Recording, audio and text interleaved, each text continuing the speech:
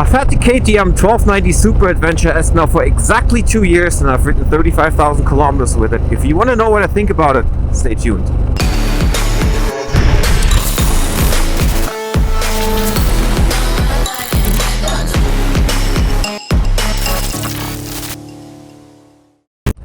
What's up, my biker friends? I'm back with another video. It's the 2nd of January 2020, and I've had this motorcycle now for exactly 2 years, and I've ridden 35,000 kilometers with it, and I've taken it to all different kind of countries, and I've taken it to its paces over the past 2 years.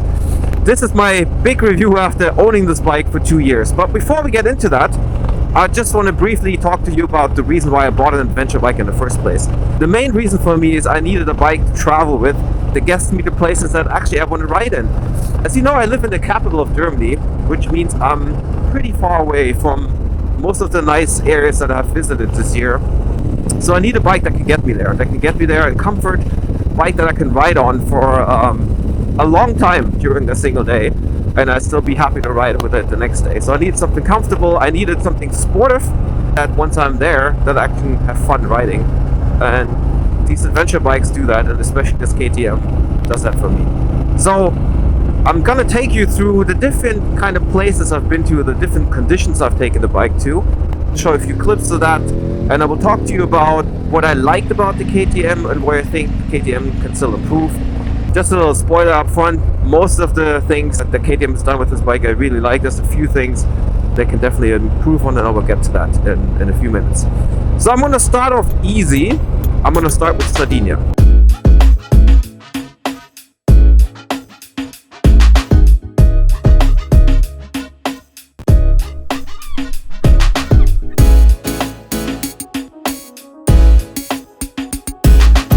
Now, Sardinia wasn't the first place I took this motorcycle to. It was actually the second big trip I did with it. The reason I'm starting with Sardinia because it's actually a perfect place to ride a motorcycle. It's a paradise for motorcyclists. With any kind of road bike, you will have a great time riding there. And the reason is because the pavement conditions are perfect. It's almost like on the racetrack, or even better. You got awesome grip, kind of eats up your tires too, but you have perfect grip. You've got these wide sweeping turns. There isn't a whole lot of up and down. There's some mountainous areas, but most of it is pretty level. And you can ride, and the visibility is pretty good. You can see far into the corners, and there's very little traffic. So any kind of road bike, you will have a great time on this island. It isn't particularly demanding, I would say, to a bike, but of course, it's good to have proper brakes and a little bit of horsepower to enjoy that. And those are the things that the KTM brings. It has plenty of horsepower, and it's got plenty of stopping power.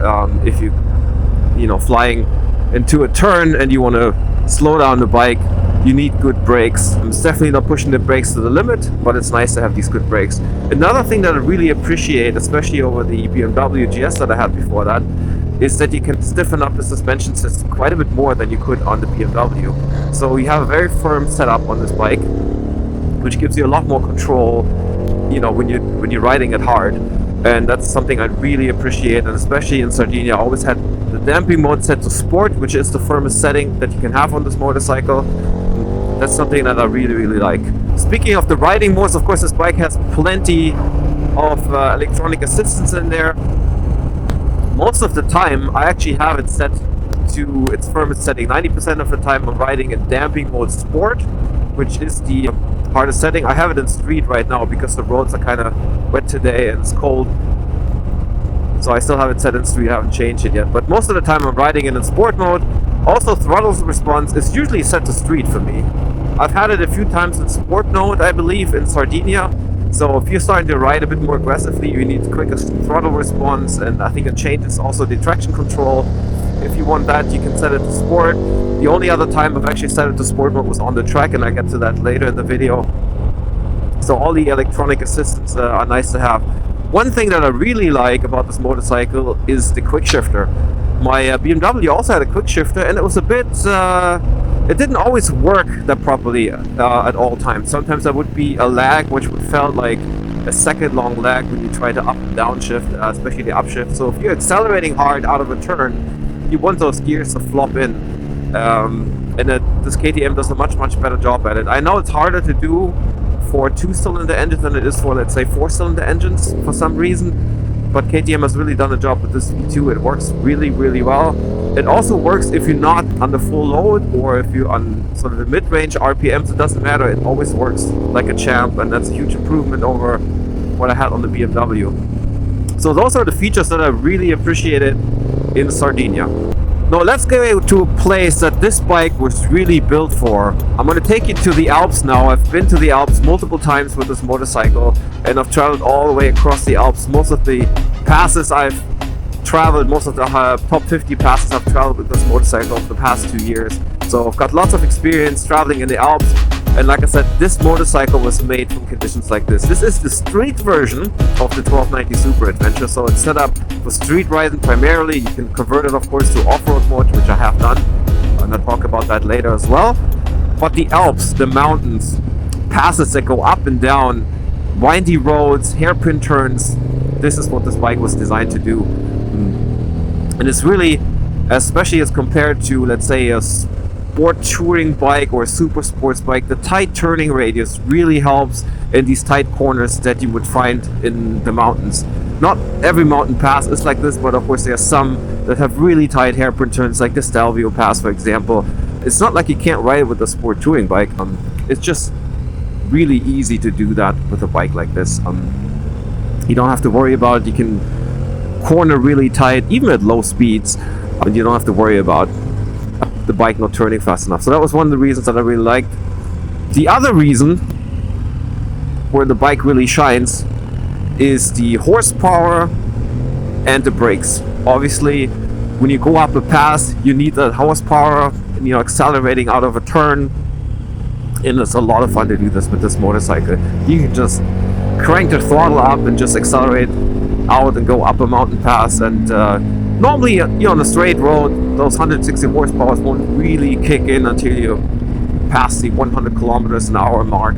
But of course, if you're going uphill, you have luggage, I think that kind of advantage kind of kicks in a bit earlier, and it's just a whole lot of fun. It's just the characteristic of the engine, the aggressive grunt out of that engine.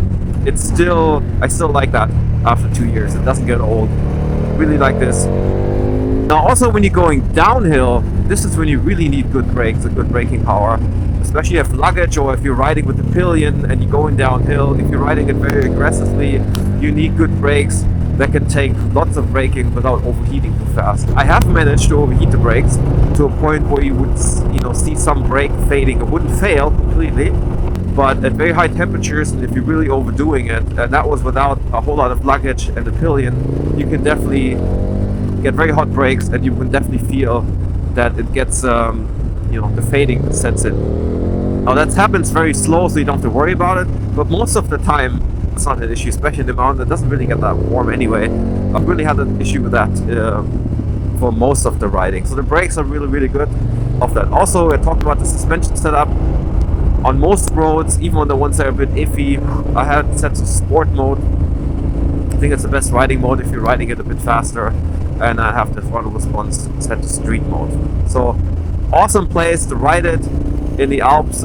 Perfect bike, and this is also the reason why you see a whole lot of adventure bikes in the mountains, because they seem to be the perfect setup for touring and for going up and down mountains. So well done, KTM.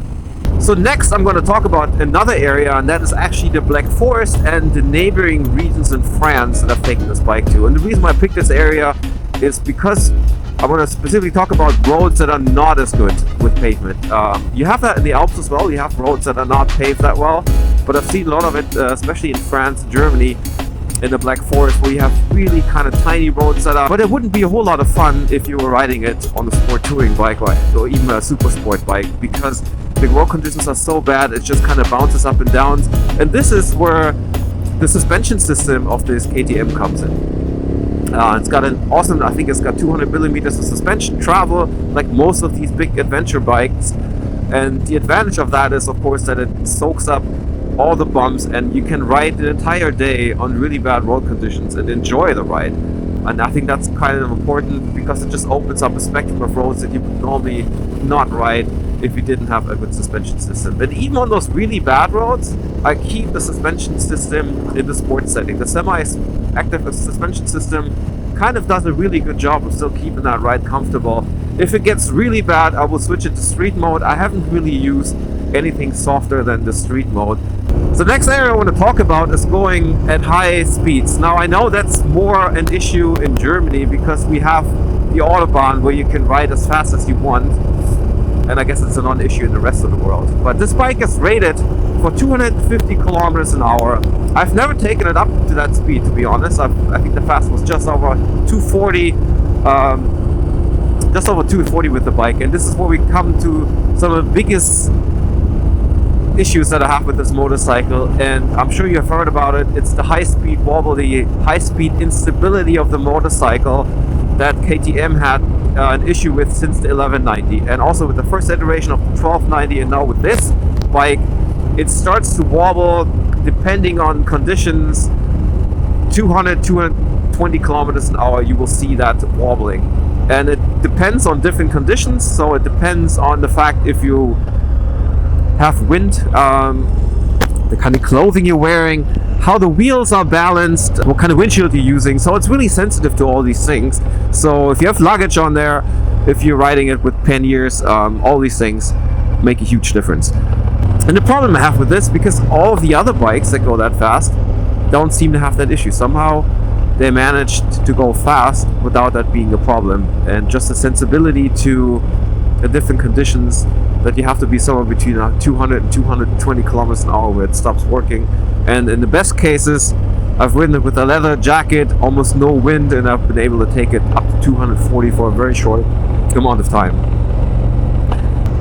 I really hope that in the next iteration of this nice motorcycle that KTM will have fixed that issue. At the end of the day, this is the fastest, most powerful adventure bike that you can buy on the market today, especially when you consider the power to weight ratio. This is the most powerful bike. It's one of the bikes that goes the fastest as well, technically, but you can't actually ride it that fast. That's a problem. Let's talk about riding in the rain. Now, I had my fair share of riding in the rain with this motorcycle over the past 2 years. I don't mind riding in the rain. If you ride your riding gear on, riding in the rain isn't really an issue, and I've done a review on that on my gear. So if you have the right clothes on, riding in the rain is not an issue. Riding in the rain, when it comes to the motorcycle, the most important factor are the tires that you're riding on. So before any of the electronic assistance, the tires really matter. I was running the Pirelli Scorpion Trail 2 for the first year, and I'm running almost exclusively the Continental Road Attack 3 on this bike for this year. I now have the Midas EOS 7 on here.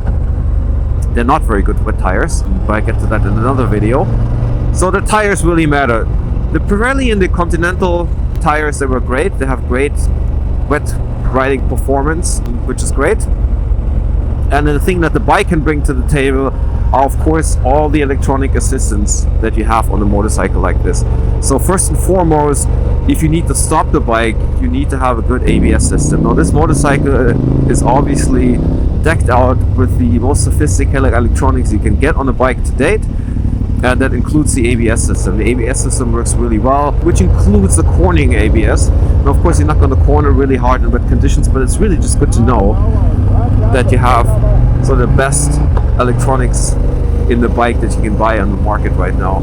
And especially when it comes to braking, that's quite important. I used to have a motorcycle without ABS. I will never buy a motorcycle that does not have ABS anymore, at least not for daily riding. That's one of the most important safety features you can get on a motorcycle, and it's good to know that this is the best you can get on the market right now. The other thing it has different riding modes. I was talking about those as well. So there's a rain riding mode. So if you feel like it's really slippery out and you need that extra safety, you can switch to rain mode. What it will do is actually cut the power to 100 horsepower, and it will soften the throttle response, so you're easier on the throttle. Not sure if it does anything with the traction control or the ABS, but if you feel more comfortable riding in rain mode, you can do that. I haven't really done that so much. Tried it out, of course, but I've usually ride it in street mode in the rain. It does really well, and of course you go a bit slower. So it's nice to have that in there as well. And of course I've ridden this in the rain on the track, and I will get to that in a minute. Okay, let's talk about track riding. Now, I've had the opportunity to take this bike to the track twice here. It's a lot of fun to ride this motorcycle on the track. Of course, it's not a track bike, so it cannot compare with a super sports bike or a bike that was built for the track, but it doesn't mean you can't have a lot of fun on it. Those track days were actually training days, so I wasn't really racing it. It was a training session just to, brush up on my riding skills. So I usually do a couple of riding training. There's at least one regular safety training in it, and then the other trainings that I do are usually trainings to just improve my riding skills. And last year I had the opportunity to ride on the track, and the idea on the track is to improve your riding skills in fast cornering and going fast on the motorcycle. So that was a lot of fun. Unfortunately, the first time I went, a very rainy day. It was 90% in wet or real wet conditions. It was coming down hard with rain, and that's really not what you want when you ride a motorcycle on the track. But it is a great opportunity to ride a whole day in the rain. I don't know about you guys, but I'm pretty uneasy when it comes to riding in the wet. A day like this really helps to build your confidence. It's a very safe environment, so if the bike will slip, you're not going to hit a guardrail or anything like that. That's exactly the reason why you go to these trainings. And it's amazing how fast you can actually ride a motorcycle. And I know the instructors weren't pushing it all the way to the limit. Technically, you can probably ride it in full lean angle if you have the right pavement conditions, but we didn't get to that point. But then when it was drying out, it was like semi-wet, you can actually go quite a bit faster. So at the very end of the session, I was following one of the instructors, and we were riding pretty fast through the entire field. It was a lot of fun, and after a full day of riding, you have the confidence that the bike will actually stay on its lane. And especially if an instructor is riding right in front of you, you don't have to worry about it. So that was a lot of fun riding it on the track. Now on a dry day, and that's where some of the key features of the bike kick in. The things that matter on the track obviously are power. This bike has plenty of it, so if you're accelerating out of a corner, all those 160 horses are being put to use. And it's the same with the braking system again. If you're braking really hard into the corner, you need good brakes that can do this multiple times in a row. Also notice when you ride the bike on the track, this is the time when it uses more fuel than in any other riding conditions. Maybe on the Autobahn if you go in top speed, but riding on the track, it just sucks the tank dry. Typically it shows something of a range of 320 kilometers. On the track you'll be happy to get 150 out of it. So it's using almost twice the amount of fuel if you're riding this bike on the track.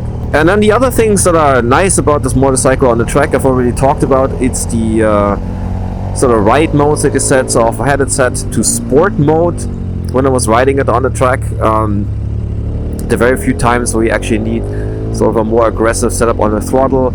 I will assume that it does something with the traction control. I don't know. I haven't had any slips with the bike on the rear wheel, so it does something really well. I didn't push it to that limit.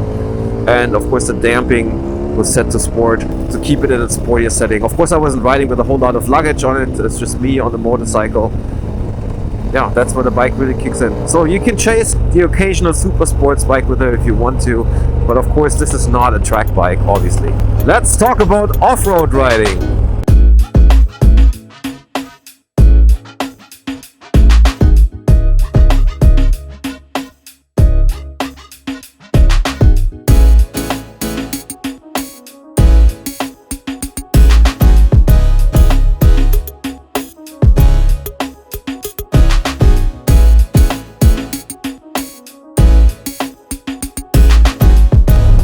I've had the opportunity to ride this motorcycle off-road in late 2019.